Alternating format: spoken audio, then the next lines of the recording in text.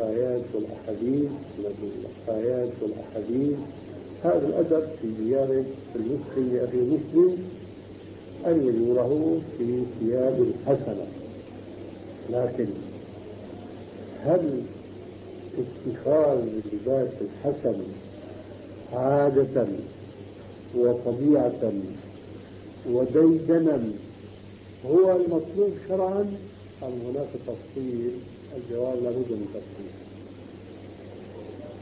اللباس الجميل يحسن لباسه في مناسبات، لكن لا يحسن أن يكون ذلك عادة مضطردة، ذلك لكي لا يعتاد الإنسان الشرف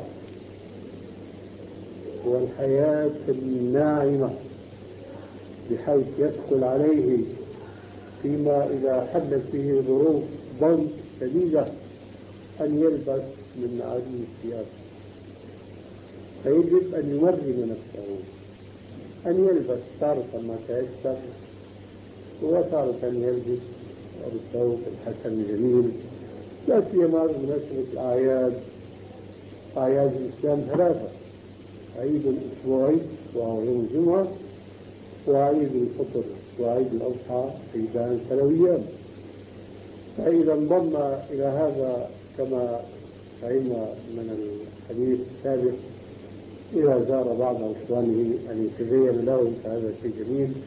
كذلك إذا خرج المسجد ما يخرج بثيابه الرثة البادية الوسخة، وإنما كما قال تعالى: خذوا زينتكم عند كل مسجد، والأحاديث في ذلك كثيرة. فإذا هو تارة يلبس فيما تيسر وتارة يلبس الثياب الحسنة الجميلة. فإذا فعل ذلك يكون اتبع الرسول صلى الله عليه وسلم، فإنه كان يلبس مما وجد ما تيسر، وتارة كان له ثوبان يلبسهما يوم العيد ويستقبل الضيوف، سيأتي إن شاء الله في الدرس الآتي بعض الأحاديث في ذلك.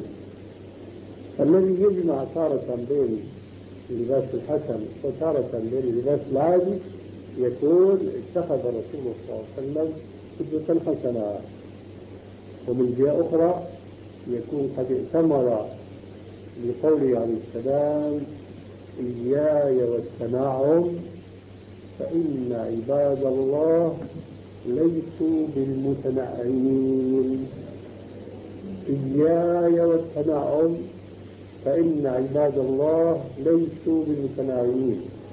يمكن بعض الناس يفهم هذا الحديث ما يناقض التزين والتنعم الذي جاء في حديث الكتاب وفي أحاديث أخرى، فيضرب هذا بهذا. والجواب لا، لأن المقصود بقوله إياي والتنعم أي إياكم والمبالغة في التنعم، والمبالغة تكون في صورتين اثنتين: إحداهما في الاستمرار والتنعم، فهذا ذكرنا ما يترتب منه من مقصده، أو مع الاستمرار يبالغ التنعم كثيرا بحيث يقع في الإسراف. والحق الوسط كما قال تعالى بوصف عباد الرحمن، قال: والذين إذا أنفقوا لم يسرفوا ولم يقتروا